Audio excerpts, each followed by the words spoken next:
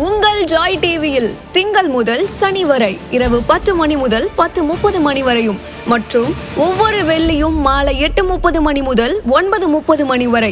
செங்கடல் இருந்தாலும் வைப்பண்டா ஒரு ஸ்டெப்பு முன்னாடி, எரிகோ வந்தாலும் வைப்பண்டா ஒரு ஸ்டெப்பு முன்னாடி, யோர்தான் வந்தாலும் வைப்பண்டா ஒரு ஸ்டெப்பு முன்னாடி, கோலியாத்து வந்தாலும் வைப்பண்டா ஒரு ஸ்டெப்பு முன்னாடி, பின்னாடி மட்டும் வச்சிட மாட்டேன்.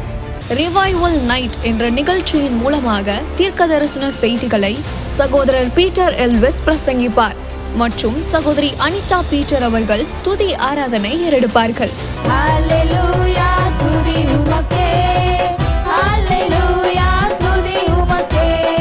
மனிதர்களின் வார்த்தையால் பாதிக்கப்பட்டது போதும், கடவுளின் வார்த்தையால் பாதிக்கப்படுவோம் வாருங்கள்.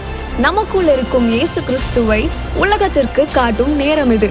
வாருங்கள், இயேசுவுக்காய் எழும்புவோம். நீங்க இதுவரைக்கும் சபைக்கே போகாத ஒரு நபரா இயேசு கிறிஸ்துவ பற்றி உங்க வாழ்க்கையில ஆழமா அறிந்து கொள்ளணுமா? அப்ப ரிவைவல் சர்ச் உங்க எல்லாரையுமே அன்புடன் அழைக்கிறது. நம்ம கொளத்தூர் பூம்புகார் நகர்ல லொகேட் ஆயிருக்க ரிவைவல் சர்ச்சுக்கு நீங்க வாரம் வாரம் வர முடியும். சோ இங்க எவ்ரி சண்டே ஞாயிற்றுக்கிழமை காலையில 10 மணில இருந்து 12 மணி வரைக்கும் சபை ஆராதனை நடந்து கொண்டிருக்குது. சோ நீங்க எல்லாருமே இந்த ஆராதனையில குடும்பமா கலந்து கொள்ளலாம். அது மட்டும் இல்ல, எவ்ரி சாட்டர்டே ஒரு சனிக்கிழமையும் மாலை 8 மணி முதல் 9 மணி வரைக்கும் ப்ராஃபிட்டிக் ஈவினிங் நடைபெறுது. இதுல பாஸ்டர் பீட்டர் எல்விஸ் அவர்கள் உங்களுக்காக விசேஷ ஜெபம் ஏறெடுப்பார்கள். நீங்க தவறாம கலந்து கொள்ளுங்க. ஒருவேளை என்னால நேர்ல வர முடியலையே அப்படின்னு வருத்தப்பட்டீங்கன்னா நீங்க கவலையே பட வேணாம். நீங்க கூகுள் மீட் மூலமாகவும் எங்களோடு கலந்து கொள்ள முடியும். சோ கீழே தெரியுற இந்த கூகுள் கோட நீங்க நோட் பண்ணி வச்சுக்கோங்க. இதன் மூலமா எங்களோட நீங்க ஜாயின் பண்ணுங்க.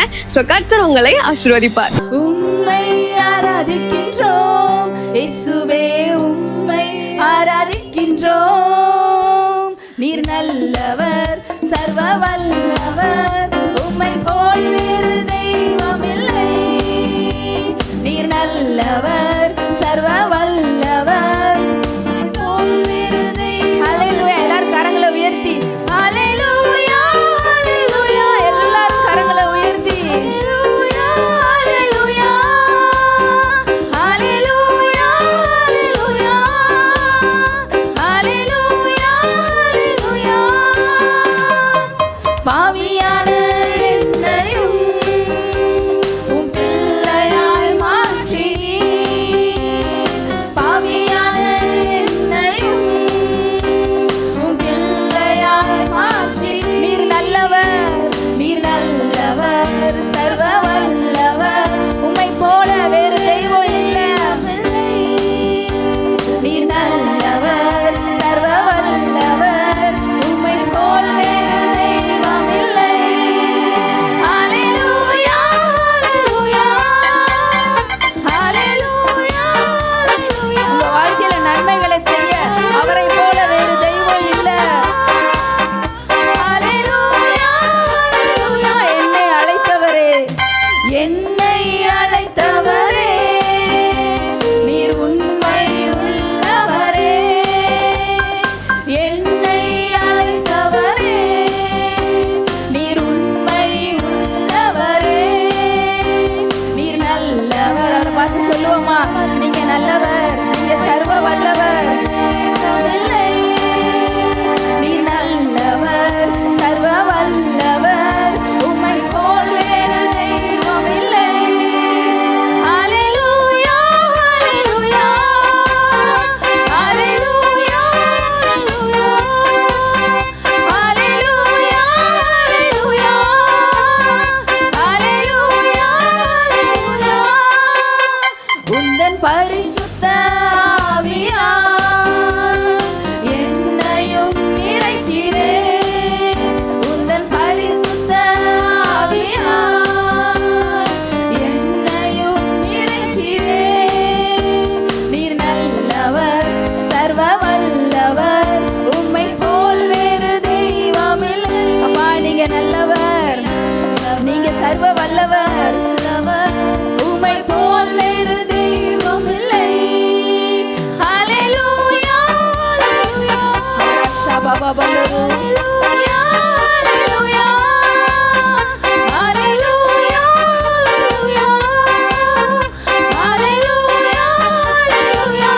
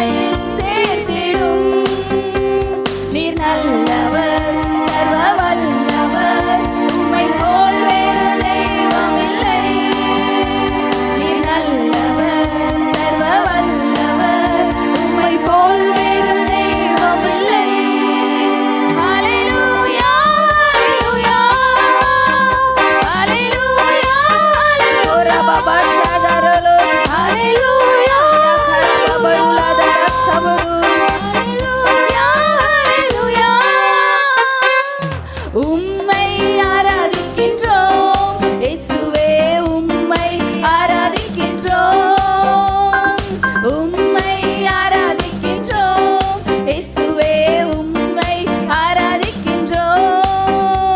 நீர் நல்லவர் நல்லவர்னு சொல்ல சொல்ல உங்க வாழ்க்கையில நன்மையான காரியங்கள் நடந்து கொண்டே இருக்கு. சர்வ வல்லவர்னு சொல்ல சொல்ல வல்லமையான காரியங்கள் உங்க வாழ்க்கையில நடந்து கொண்டிருக்கு. உம்மை போல் வேறு நீர் நல்லவர், நீர் நல்லவர், சர்வ வல்லவர், உம்மை போல் வேறு தெய்வமில்லை. நீர் நல்லவர், சர்வ வல்லவர், எல்லாம் சொல்லுமா, நீர் நல்லவர், தெய்வமில்லை. நீர் நல்லவர், நீர் நல்லவர், சர்வ வல்லவர், உம்மை போல் வேறு தெய்வமில்லை. ஹalleluya ஷபபல துராஷி கிரப ஓரா பபரந்தரலர கரபருஷ கரபபரு ஓரியா மம ரஷரே பரதரலோ ஓரலதர தீமரா அஸ்மரோ ஹதே கரோ. ஹalleluya ஓ ரபர் ஜிலி மஹசதுருலோரோ ஓஷகரம்தர ஹலதிரி பவர ஷோதரலரப ஓரியா கரபபதுலர சந்தரலரப.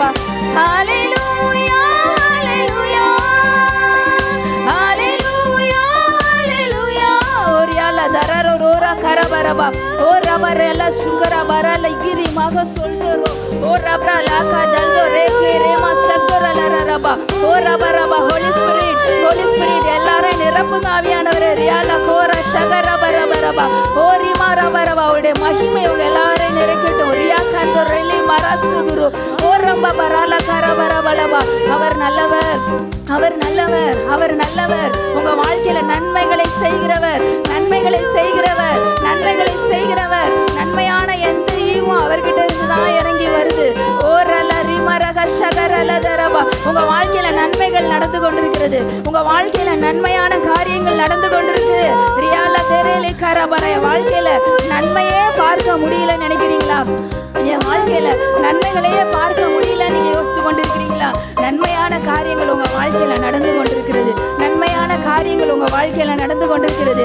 ஏன்னா அவர் நல்லவர், அவர் நல்லவர், அவர் சர்வ வல்லவர், அவர் சர்வ வல்லவர். ஓ ரபரியா ஷபரலர கரபரலருபா. எல்லாம் ஆண்டவரை பார்த்து சொல்லுவோமா, அப்பா நீங்க நல்லவர், எங்க வாழ்க்கையில நீங்க நன்மைகளை செய்கிறவர். அவர்கிட்ட தீமையே கிடையாது, அவர்கிட்ட தீமையே கிடையாது. உங்க வாழ்க்கையை பார்க்கும்போது நிறைய தீமையான காரியங்கள் இருக்கிற மாதிரி பார்க்கிறீங்களா? இப்போ உங்க வாழ்க்கையில அந்த தீமைகள் எல்லாம் நன்மையாய் மாறி கொண்டிருக்கிறது. ஆண்டவர் சொல்றாரு, தீமைகள் எல்லாம் நன்மையாய் மாறி கொண்டிருக்கிறது. ஏன்னா அவர் நல்லவர், நல்லவர் வந்துட்டாரு. நல்லவர் உங்களுக்குள்ள இருக்கிறவர் சர்வ வல்லவர், அவர் நல்லவர். அதனால உங்க வாழ்க்கையில இருக்கிற தீமைகள் எல்லாம் மாறி கொண்டிருக்கிறது. இது வரைக்கும் நீங்க தீமைகளை பார்த்தீங்களா? இனிமேல் அதையெல்லாம் நன்மையாய் மாறி இருக்கிறத பார்ப்பீங்க. நன்மையாய் மாறி கொண்டிருக்கிறது. தீமை எல்லாம் நன்மையாய் மாறுகிறது. உங்க மாறாவின் வாழ்க்கை எல்லாம் மதுரமாய் மாறிக்கொண்டிருக்கிறது. இந்த நேரத்தில் ரிசீவ் பண்றீங்களா? ரிசீவ் பண்றீங்களா? நீங்க ரிசீவ் பண்ணும்போது அப்படியே உங்க வாழ்க்கையில மாறும். எந்தெந்த ஏரியால மாறாவா கசப்பா இருக்கிற மாதிரி பாக்குறீங்களா? அது எல்லாம் மதுரமாய் மதுரமாய் இனிமையாய் இனிப்பாக மாறிக்கொண்டிருக்கிறது. ஒரு ஷபரலதரலரபா. ஏன்னா அவர் நல்லவர், அவர் நல்லவர், அவர் இனிமையானவர், அவர் தேனிலும் இனிமையானவர், அவர் தேனிலும் மதுரமானவர். நம்முடைய ஆண்டவர் அவர் தேனிலும் இனிமையா இருக்கிறனால அவர் உங்க வாழ்க்கையில வந்துட்டா உங்க வாழ்க்கையில கசப்பு இருக்காது, அது இனிமையாக மாறுகிறது. ஒரு ஷபரலதுரலஹஷரு. 2 கொரிந்தியர் 5:6. நாம் தரிசித்து நடவாமல் விசுவாசித்து நடக்கிறோம். இங்கிலீஷில் பார்த்தீங்கன்னா for we live by faith not by sight. நாம விசுவாசத்தினால் வாழ்கிறோம். இங்க பாருங்க, இந்த பார்க்குறவங்கள கண்ணில் பார்க்கறத வச்சு வாழ்கிற ஒரு வாழ்க்கை இருக்கு. பஞ்சம் வருது, அதுக்கேற்ற மாதிரி நான் என் வாழ்க்கையை அமைச்சுக்கிறேன். ஸ்கூல் ஃபீஸு அடுத்த மாதம் எனக்கு ஒரு இன்கம் தேவை இருக்குது, எனக்கு ஒரு தேவை இருக்குது, இது நடக்கணும், அதுக்காக நான் என் லைஃப்பை நான் மாற்றணும், இதை பார்க்கறத வச்சு, கண்ணால் பார்க்கறத வச்சு நம்ம வாழ்க்கையை அமைத்து கொள்வது வேறு. என்ன நடக்குதோ, நம்மளை சுற்றி என்ன நடக்குதோ அதை பார்த்து நம்ம வாழ்க்கையை அமைத்து கொள்வது வேறு. உங்கள் லைஃப்பில் என்ன நடக்கிறதா இருக்கலாம், இல்லை நீங்கள் அது நடக்குது இது நடக்குது அதுக்கேற்ற மாதிரி உங்களை நீங்கள் டிசைன் பண்ணிக்கிறது, உங்கள் லைஃப்பை நீங்கள் செட் பண்ணிக்கிறது வேறு. அந்த மாதிரி செட் பண்ணவங்க எல்லாமே நம்ம பைபிளில் இழந்ததை பார்க்குறோம். ஆனால் நம்ம பார்க்குறத வச்சு வாழ நம்ம ஆண்டவர் அழைக்கவே இல்லை. அவர் என்னம்மா சொல்கிறாரு, ஆண்டவரோடு உள்ள வாழ்க்கை என்ன தெரியுமா, நீங்கள் பார்க்குறத வச்சு வாழ்கிற வாழ்க்கை இல்லை, நீங்கள் காணாததை விசுவாசத்தில் வாழ்கிற வாழ்க்கை. இந்த விசுவாசத்தில் வாழ்கிற வாழ்க்கை என்னன்னா, உங்கள் ஆண்டவர் எப்படி வைக்க போகிறாருன்றது, உங்கள் எந்த லெவலில் உங்களை உயர்த்த போகிறாரு, எப்படியெல்லாம் உங்கள் சிறப்பாக வைக்க போகிறாருன்றத நீங்கள் உக்காந்து யோசித்தாலும் யோசிக்கவே முடியாத வாழ்க்கை அது. ஆண்டவர் இப்போ நீங்கள் ஒரு லைஃப் வாழணும்னு ஆசைப்படுவீங்களே, அந்த வாழ்க்கையை நீங்கள் நினைக்கிறீங்களா, இந்த வாழ்க்கை எனக்கு அமையுமா, இப்படி ஒரு வாழ்க்கை எனக்கு கிடைக்குமா அப்படின்னு நம்ம நினைக்கிறோம் பார்த்தீங்களா, அதை விட கோடி மடங்கு நம்ம நல்லா வாழ வைக்கணும்னு அவர் ஆசைப்பட்டுக்கிட்டு இருக்கிறாரு. நான் இப்படி சந்தோஷமாக இருக்கணும், இப்படி சிறப்பாக இருக்கணும்னு நீங்கள் நினைக்கிறீங்களே, அதை விட கோடி மடங்கு உங்களை சிறப்பாக வாழ வைக்க அவர் ஆசைப்பட்டுக்கிட்டு இருக்கிறாரு. அந்த வாழ்க்கைக்கு நீங்கள் கண்ணால் பார்க்குறத மாத்திரம் நம்பி வாழ்ந்தீங்கன்னா அந்த வாழ்க்கையை நீங்கள் அச்சீவ் பண்ண முடியாது. இப்போ இங்கே என்னங்க தேவை, ஒரு விசுவாசம் தேவை. ஆபிரகாம் அவர் அழைக்கும் போது அவருக்கு மேலே ஒரு பெரிய அழைப்பு இருந்தது. இப்போ தெரியும் ஆபிரகாம் லைஃப்பில் என்னென்ன நடந்துச்சுதுன்னு. இன்றைக்கி நம்ம கேட்டால் ஒரு நிறையா ஒரு பேசேஜே நம்ம எழுதலாம், ஆபிரகாமின் ஆசீர்வாதங்கள்னு. ஆனால் அவர் அழைக்கும் போது அவருக்கு எதுவும் தெரியாது. ஏன்னா ஆண்டவராலே விவரிக்க முடியாத அவ்வளவு விஷயமாக, அவ்வளவு பெரிய காரியங்களை அவர் ஆபிரகாமுக்கு வாக்குத்தத்தம் பண்ணியிருந்தார். ஆனால் அவரெல்லாம் அதெல்லாம் தெரியாது, என்ன நடக்குது என்ன நடக்க போகுதுன்னு அவர் ஆபிரகாமுக்கு தெரியாது. ஆனால் அவர் காலை எடுத்து வச்சு வந்தார்.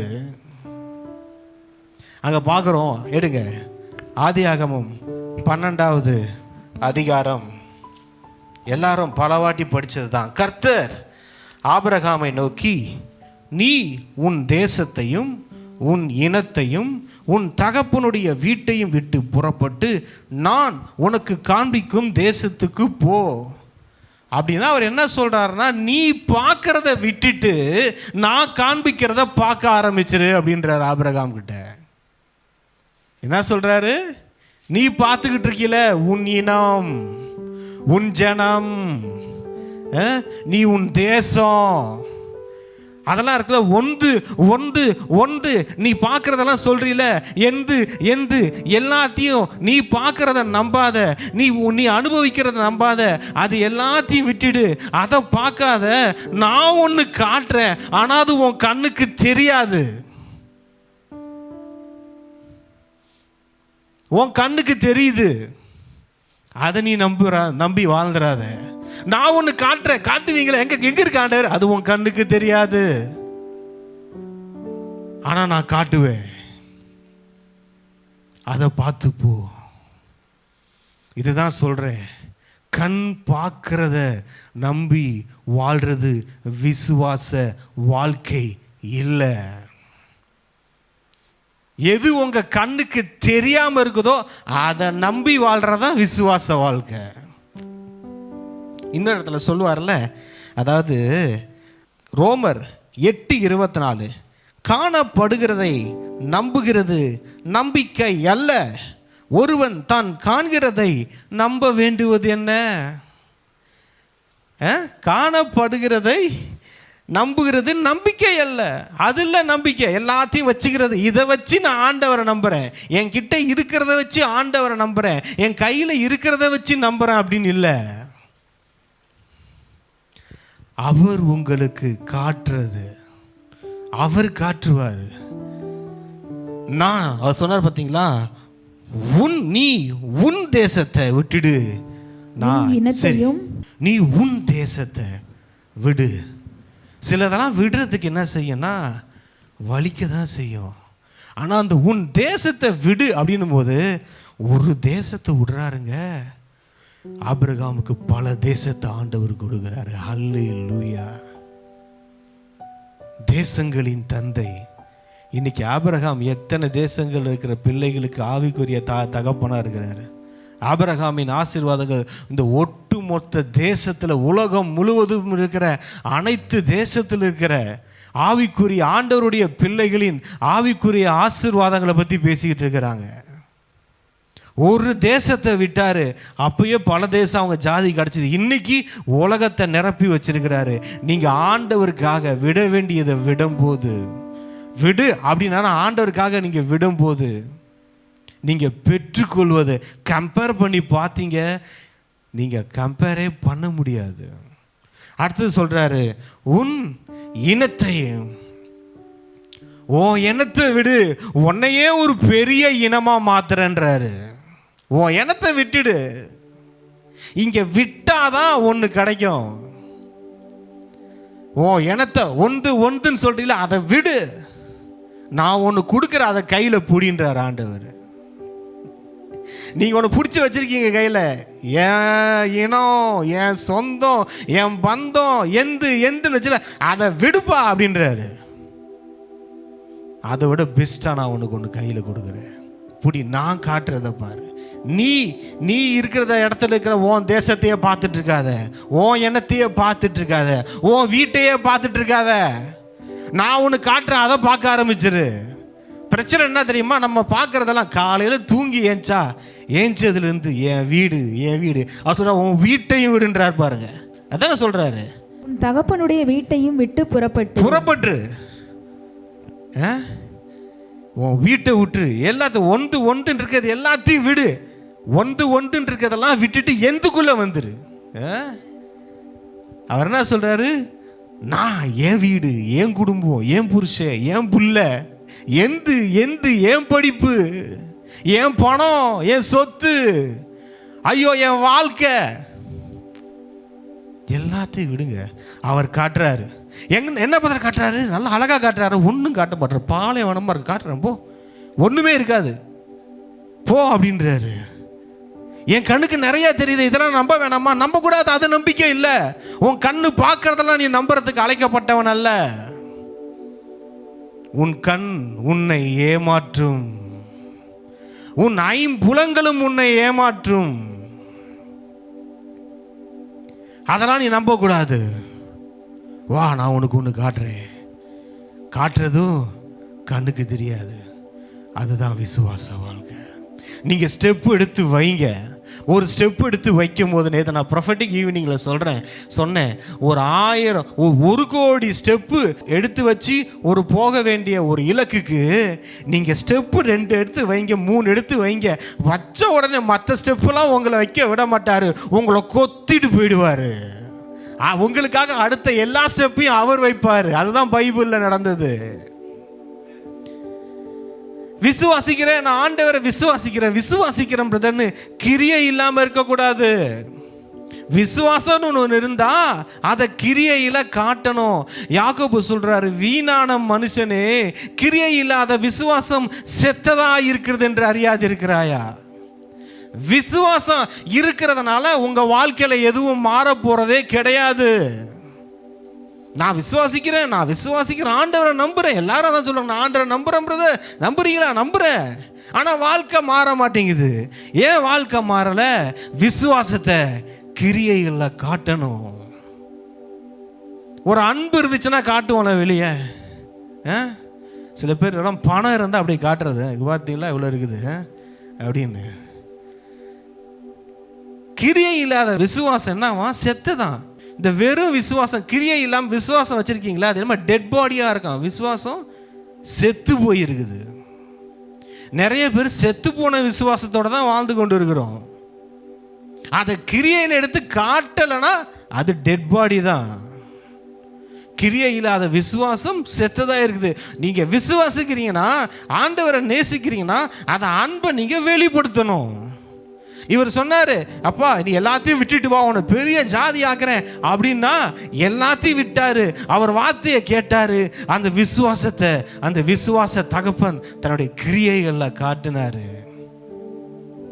பெரும்பாடுள்ள ஸ்திரீ வாங்க, நேற்று ஆண்டு மார்க் 5:25 அப்பொழுது 12 வருஷமாய் பெரும்பாடுள்ள ஒரு ஸ்திரீ, எத்தனை வருஷங்க?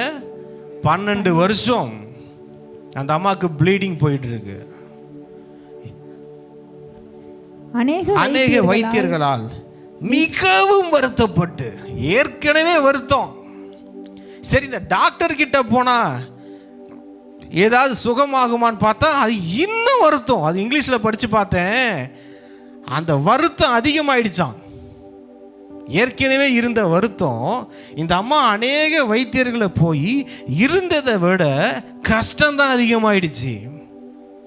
நிறைய பேர் லைஃப்பில் அப்படி தான் இருக்கிறீங்க. கஷ்டம் இருக்கிறத விட இப்போ அதிகமாயிடுச்சு. மிகவும் வருத்தப்பட்டு, என்னன்னா ஏகப்பட்ட மெடிசன்ஸு மாத்திரை எடுக்கிறாங்க இந்த அம்மா. 12 வருஷம் இந்த சரீரத்தை எந்த மாத்திரையும் சுகமாக்க முடியல. எல்லா மாத்திரையும் போது, மருந்து போது, கசாயம் போது, போது போது போது ஒன்றும் பண்ண முடியல. இந்த சரீரத்தில் ஒரு அற்புதம் இல்லை. வருத்தம் தான் மிச்சம், வேதனை தான் மிச்சம். 12 வருடங்கள் கொடுமை, நரகம். இப்போ அந்த அம்மாவுக்கு தேவை, எனக்கு ஒரு விமோச்சனம் வேணும். யாராவது எனக்கு உதவி செய்வார்களா இதுலேருந்து நான் தப்பிக்கிறதுக்கு? இந்த லைஃப்லேருந்து நான் தப்பிச்சாகணும். இந்த வாழ்க்கை வேணாம், இதுலேருந்து நான் ஒரு விடுதலை வேணும், ஒரு மாற்றம் வேணும். தனக்கு வருத்தப்பட்டு தனக்கு உண்டானவைகளை எல்லாம் செலவழித்தும், தனக்கு இருந்தது எல்லாத்தையும் செலவழிக்கிறாங்க. 12 வருஷம் அவங்க செலவு பண்ணியிருக்கிறாங்க. எவ்வளோ பெரிய கோடீஸ்வரியாக இருந்திருப்பாங்க பாருங்க. சாதாரண ஆள் கிடையாது அவங்க. 12 இயர்ஸா 12 வருஷம் மெடிசன்ஸ்லேயே அவங்க செலவு போயிருக்கு. ஒரு வைத்தியர் 2 வைத்தியரில் அநேக வைத்தியர்கள்ட்ட பே பண்ணி பார்த்துருக்காங்க. எல்லாம் ஃபெயிலியரு, எல்லாம் ஃபெயிலியரு. நம்பி போனாங்க, எல்லாம் ஃபெயிலியரு. அவங்க லைஃப்பில் சிக்னஸ் வந்துருச்சு, ஃபெயிலியர் வந்துருச்சு, நம்பிக்கையே இழந்து போகிற மாதிரி ஒரு சூழ்நிலை. சற்றாகிலும் குணமடையாமல் அதிக வருத்தப்படும். கொஞ்சம் கூட சுகமாகலைங்க, கொஞ்சம் கூட சுகமாகலை. சரி போனது நான் 100%, 1% நல்லது நடந்துச்சா? நடக்கல. சொத்து எல்லாம் போச்சு. யாராவது இங்கிலீஷில் படித்து பார்த்தா முழுவதும் செலவழித்தார்களாம். க்ளோஸ் பண்ணிட்டாங்க, பேங்க் அக்கௌண்ட்டு க்ளோஸு. இப்போ நம்புறதுக்கு ஒன்றுமே இல்லை. எல்லாத்தையும் விட்டுட்டு அது இருக்கிற வேதனை அதிகமாகிடுச்சான். இருந்த வேதனையை விட கர்த்தர் இல்லாமல் வேற எங்கேயாவது சொல்யூஷனை தேடலான்னு பார்த்தீங்க. நான் மருந்துக்கு அகேன்ஸ்டாக நான் பேசலை, எல்லாத்துக்கும் சேர்த்து தான் சொல்கிறேன். கர்த்தர் இல்லாமல் சொல்யூஷன் எங்கேயாவது கிடைச்சிரும் நினச்சோன்னா ஏமாற்றம் தான் மிச்சம், ஏமாற்றம் தான் மிச்சம். அடுத்தது, இயேசுவை குறித்து கேள்விப்பட்டு, அல்லேலூயா, அந்த அம்மாவுக்கு ஒரு நல்ல செய்தி வந்துச்சு. என்னன்னா, இயேசுவை குறித்து அந்த அம்மா கேள்விப்படுறாங்க. விசுவாசம் கேள்வியினால் வரும். அந்த அம்மாவுக்கு யார் என்ன சொன்னாங்கன்னு தெரியலங்க. சொன்னவங்க ரொம்ப நல்லா சொல்லியிருக்கிறாங்க போல இருக்கு. நிறைய பேருக்கு சுவிசேஷம் அறிவிக்கப்படுது, ஆனால் கேட்குறவங்க எப்படி கேட்குறாங்கன்றதும் இருக்குது. கேட்குறவங்க எப்படி கேட்குறாங்கன்றது நிறைய பேருக்கு. நிறைய பேர் அந்த ஏசப்பாவை பற்றி சொல்லியிருப்பாங்க, ஆனால் கேள்விப்பட்டவங்க எல்லாம் போனாங்களான்னு தெரியல. எல்லாரும் போனாங்களான்னு இங்கே பாருங்கள். கேள்விப்பட்டு, நான் அவருடைய வஸ்திரங்களை ஆகிலும் தொட்டால் சொஸ்தம் ஆவேன் என்று சொல்லி. இங்கே பாருங்க, இந்த அம்மா புதுசாக திங்க் பண்ணுறாங்க. இதுக்கு முன்னாடி பைபிளில் வஸ்திரத்தை தொட்டு யாரும் சுகமானது கிடையாது. இந்த அம்மா என்ன சொல்கிறாங்கன்னா, அப்போ அந்த அவங்க கேள்விப்பட்டது அவங்களுடைய விசுவாசத்தை எந்த அளவுக்கு உயர்த்தி இருக்கு பாருங்க. எந்த அளவுக்கு அவங்க கேள்விப்படுறாங்க, என்னது ஏசப்பா குஷ்டரோகி சுகமாக்குறாரா, மரித்தவனை உயிரோட எழுப்புறாரா, இதெல்லாம் கேள்விப்பட அவங்க என்ன செய்யுதுன்னா அவங்க விசுவாசம் ரைஸ் ஆகுது, அவங்களுடைய விசுவாசம் வர்த்திக்கப்படுது. அப்போ அது எந்த உச்சத்துக்கு போகுது பாருங்களேன். அவங்க எப்படி எல்லாரும் ஏசாமி தொட்டு சுகமாக்குங்கன்னாங்க, ஒரு வார்த்தை சொல்லுங்கன்னாங்க, இப்படி பண்ணாங்க. ஆனால் இந்த அம்மா என்னம்மா பண்ணாங்க, அவரை பற்றி கேள்விப்பட்ட உடனே அவங்க அம்மா ஒரு முடிவு பண்ணாங்க. அவங்க விசுவாசம் எங்கேயோ போயிடுச்சு. என்னன்னா அவருடைய சரீரத்தை நான் தொட்டா கூட சுகமாயிடுவோம்ப்பா. இப்போ உங்ககிட்ட சொல்கிறாங்க, அங்கே ஒரு டாக்டர் இருக்காருங்க, அந்த டாக்டர்கிட்ட போனீங்கன்னா நல்ல மாத்திரை கொடுப்பாரு, சுகமாக்கிடுவார் அப்படின்னு சொன்னால், அதை நீங்கள் கேட்க உங்களுக்கு ஒரு விசுவாசம் நீங்கள் என்ன சொல்கிறீங்க, அந்த டாக்டர் கொடுக்குற மாத்திரை கூட வேணாங்க, அந்த டாக்டரை போய் நான் தொட்டுட்டா போதுங்க, நான் சுகமாயிடுவாங்க அப்படின்னு சொல்கிற மாதிரி இவங்க என்ன பண்ணுறாங்கன்னா, ஓ அவ்வளவு பவர்ஃபுல்லான காடா அவரா, நான் அவரை போய் தொட்டாலே நான் சுகமாயிடுவேன், எனக்கு அது போதும் அப்படின்னு சொல்லிட்டு அவங்க விசுவாசம் என்ன ஆகுதுன்னா, தேவனுடைய வார்த்தையை கேட்டதுனால அவங்க விசுவாசத்தின் உச்சத்துக்கு போனாங்க. அந்த அவருடைய தொங்கலை நான் தொட்டா கூட போதும், நான் சுகமாயிடுவேன், ஹீல் ஆயிடுவேன். நீங்கள் என்ன கேட்குறீங்கன்றது ரொம்ப முக்கியம். இந்த உலகம் நிறையா சொல்லும், அதை கேட்டிங்கன்னா அதை தான் நம்புவீங்க. டிவி யூடியூப் நிறையா சொல்லும், அதெல்லாம் கேட்டோம் அதுதான் நம்ம ஃபோக்கஸ் ஆகிடும். ஆண்டு காட்டுறாரு ஒன்று, தேவனுடைய வார்த்தையை, அதை பார்க்காம இந்த பக்கம் வேற ஒன்றை பார்க்க ஆரம்பிச்சிட்டோன்னா அதை ஃபோக்கஸ் பண்ணி தரிசிக்கிறத பார்த்து வாழ ஆரம்பிச்சிருவோம். இந்த அம்மா என்ன செய்யறாங்கன்னா, போய் அவருடைய தொட்டால் சொஸ்தமாவேன் என்று சொல்லி ஜன கூட்டத்துக்குள்ளே அவருக்கு பின்னாக வந்து அவருடைய வஸ்திரத்தை தொட்டாள்.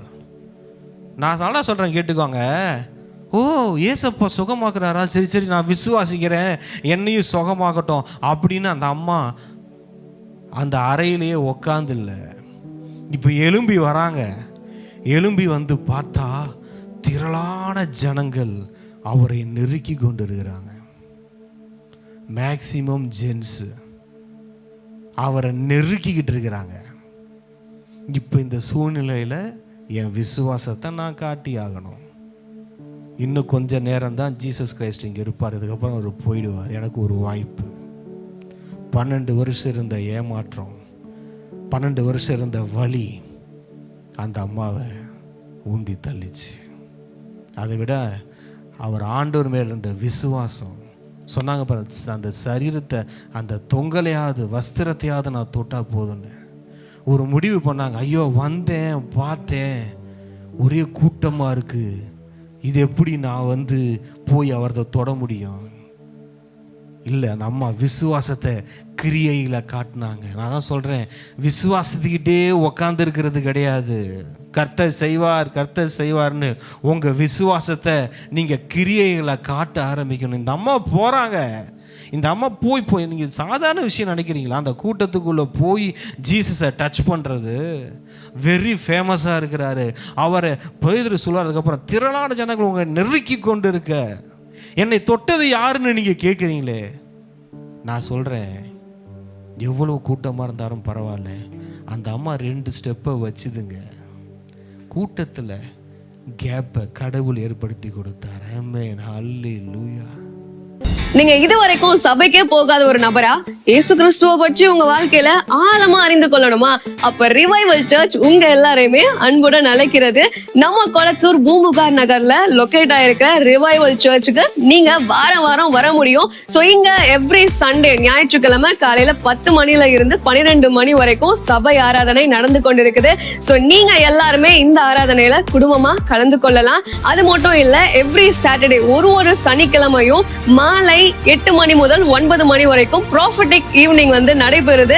இதுல பாஸ்டர் பீட்டர் எல்விஸ் அவர்கள் உங்களுக்காக விசேஷ ஜெபம் ஏறெடுப்பார்கள். நீங்க தவறாம கலந்து கொள்ளுங்க. ஒருவேளை என்னால நேர்ல வர முடியலையே அப்படின்னு வருத்தப்பட்டீங்கன்னா நீங்க கவலையே பட வேணாம். நீங்க கூகுள் மீட் மூலமாகவும் எங்களோடு கலந்து கொள்ள முடியும். சோ கீழே தெரியுற இந்த கூகுள் கோடை வந்து நீங்க நோட் பண்ணி வச்சுக்கோங்க. இதன் மூலமா எங்களோட நீங்க ஜாயின் பண்ணுங்க. சோ கர்த்தர் உங்களை ஆசீர்வதிப்பார். இந்த ஊழியத்தை ஜெபத்தினாலும் காணிக்கைகளினாலும் தாங்கும்படி உங்களை நாங்க அன்புடன் அழைக்கிறோம். காணிக்கை அனுப்ப விரும்புகிறவர்கள் ஸ்கிரீன்ல தெரியுற இந்த டீடைல்ஸை பார்த்து நீங்க அனுப்பலாம். கர்த்தர் உங்களை ஆசீர்வதிப்பார்.